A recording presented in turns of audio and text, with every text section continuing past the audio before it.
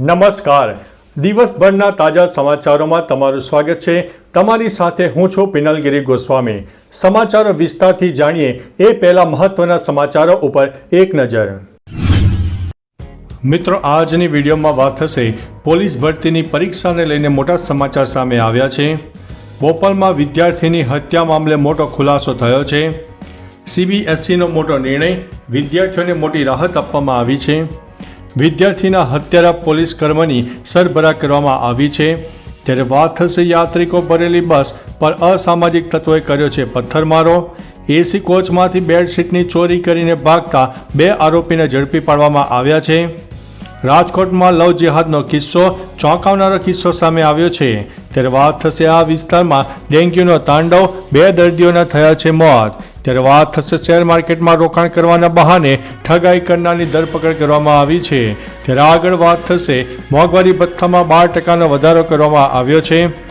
સગી પુત્રી સાથે છેડતી કરનાર નરાધમ બાપની પોલીસે ધરપકડ કરી છે. અને અંતે વાત થશે રાહુલ ગાંધીએ વાયનાડમાં જીપ લાઇનની મજા માણી હતી. હવે મિત્રો સમાચારો વિસ્તારથી. રાહુલ ગાંધી બુધવારે વાયનાડમાં લોકસભા પેટા ચૂંટણીના મતદાન પહેલા જીપ લાઇનનો આનંદ માણ્યો હતો. આ દરમિયાન તેમણે વાયનાડના પ્રવાસન અને કુદરતી આકર્ષણોને પ્રોત્સાહન આપવા પર ભાર મૂક્યો હતો. રાહુલ ગાંધીની બહેન પ્રિયંકા ગાંધી વાયનાડમાં યોજાઈ રહેલી લોકસભા પેટા ચૂંટણીમાં કોંગ્રેસના ઉમેદવાર છે. આઈ લવ વાયનાડ શબ્દોવાળી ટી-શર્ટ પહેરીને રાહુલ ગાંધી પ્રિયંકા ગાંધી સાથે જીપ લાઇન ઉપર આવ્યા હતા. મિત્રો, અન્ય મહત્વના સમાચારની વાત કરીએ તો સગી પુત્રી સાથે છેડતી કરનાર નરાધમ બાપની પોલીસે ધરપકડ કરી છે. સુરતના કાપોદ્રા વિસ્તારમાં સગી પુત્રી સાથે છેડતી કરનાર નરાધમ બાપની પોલીસે ધરપકડ કરી છે. બીમાર પત્નીની ગેરહાજરીમાં છેલ્લા 15 દિવસમાં 3 વખત 19 વર્ષની સગી દીકરીના શરીરે હાથ ફેરવીને કપડાં ઉતારવાની કોશિશ કરી હતી. યુવતીની માતાએ પતિ વિરુદ્ધ છેડતીનો ગુનો નોંધાવીને ફરિયાદ નોંધાવી છે. કાપોદ્રા પોલીસે વિકૃત બાપની ધરપકડ કરીને કાયદેસરની કાર્યવાહી હાથ ધરી છે. મિત્રો, અન્ય મહત્વના સમાચારની વાત કરીએ તો મોંઘવારી ભથ્થામાં 12%નો વધારો કરવામાં આવ્યો છે. મોંઘવારી ભથ્થામાં 12%નો વધારો કરવાની સરકારે જાહેરાત કરી છે. કેન્દ્રીય કર્મચારીઓ અને જાહેર સાહસો વિભાગના કર્મચારીઓને આનો લાભ મળશે. નાણાં મંત્રાલયના જાહેર સાહસોના વિભાગે 7 નવેમ્બર 2024ના રોજ ઓફિસ મેમોરેન્ડમ બહાર પાડ્યું હતું. મિત્રો, અન્ય મહત્વના સમાચારની વાત કરીએ તો શેર માર્કેટમાં રોકાણના બહાને ઠગાઈ કરનારની ધરપકડ કરવામાં આવી છે. વડોદરામાંથી શેર માર્કેટમાં રોકાણના બહાને ઠગાઈ કરનારની ધરપકડ કરવામાં આવી છે. સામે આવેલી માહિતી અનુસાર આ આરોપી લોકોના બેંક ખાતાઓ ખોલાવીને આરોપીઓને સપ્લાય કરવાનું પણ કામ કરતો હતો.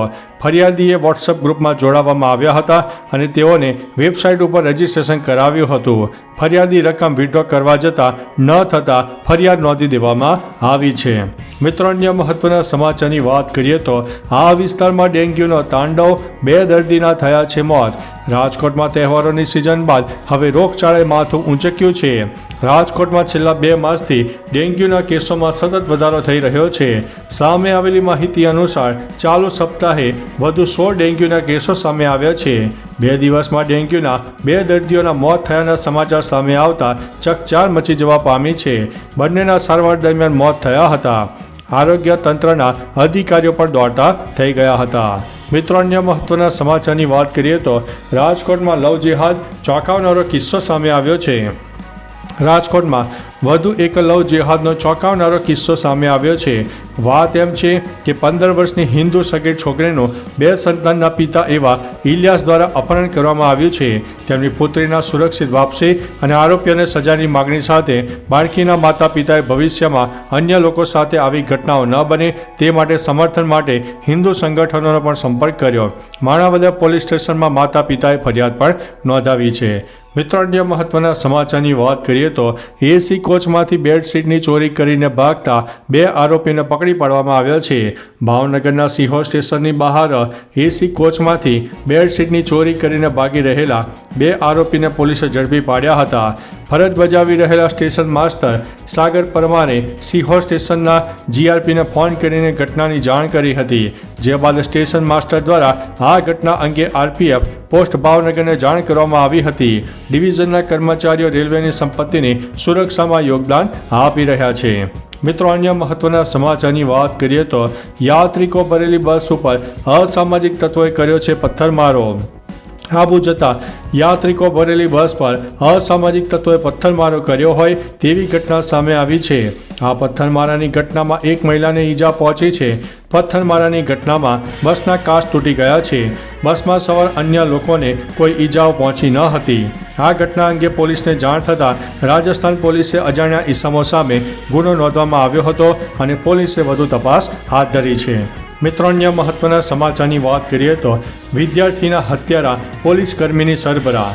4 દિવસ પહેલા બોપલમાં ગાડી ધીમી હાંકવાનું કહેતા એક પોલીસકર્મીએ પ્રિયાંશુ જૈન નામના MICAના વિદ્યાર્થીની હત્યા કરી હતી. હવે આરોપી વિરેન્દ્રસિંહને લઈને પોલીસે હત્યાનો સીન રિક્રિએટ કર્યો હતો, જેમાં તેના બંને હાથ બાંધેલા હતા.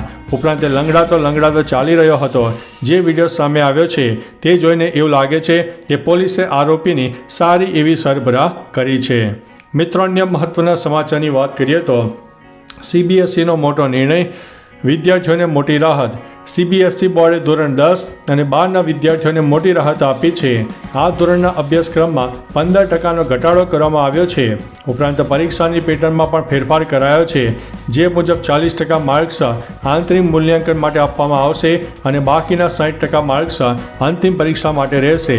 આ માહિતી ભોપાલના પ્રાદેશિક અધિકારી વિકાસકુમાર અગ્રવાલે ઇન્દોરમાં આયોજિત પ્રિન્સિપલ સમિટમાં આપી હતી.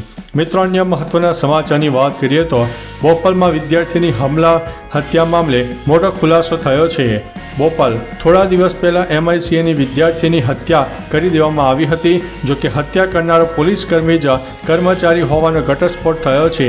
ત્યારે આ કેસમાં વધુ એક વળાંક સામે આવ્યો છે. ક્રાઇમ બ્રાન્ચે આરોપી પોલીસ કોન્સ્ટેબલ વિરેન્દ્રસિંહ પટેરિયાની ધરપકડ કરી છે અને આરોપીની કારની આસપાસ ઘણા બધા રહસ્યો પણ ગૂંથાયેલા છે અને હવે તેની કારમાં બીજી એક વ્યક્તિ હોવાનું પણ સામે આવ્યું છે. મિત્રો, અન્ય મહત્વના સમાચારની વાત કરીએ તો પોલીસ ભરતી પરીક્ષાને લઈને મોટા સમાચાર સામે આવ્યા છે. પોલીસની શારીરિક પરીક્ષાની કસોટીમાં ફેરફાર કરવામાં આવ્યો છે. હસમુખ પટેલે રાજીનામું આપતા ભરતી પ્રક્રિયાને અસર થઈ છે. આગામી 10 થી 15 ડિસેમ્બર દરમિયાન PI અને PSI અને કોન્સ્ટેબલની પરીક્ષા લેવાય તેવી શક્યતાઓ છે. આ પરીક્ષા નવેમ્બર મહિનામાં લેવાની હતી. જો કે શારીરિક પરીક્ષામાં વપરાતી ચીપ પણ આવી ન હોવાથી તારીખમાં ફેરફાર કરવામાં આવ્યો છે. તો ચાલો મિત્રો, ફરીથી દેશ અને દુનિયાના સુપરફાસ્ટ સમાચાર લઈને મળતા રહીશો. ત્યાં સુધી અમને રજા આપશો. નમસ્તે.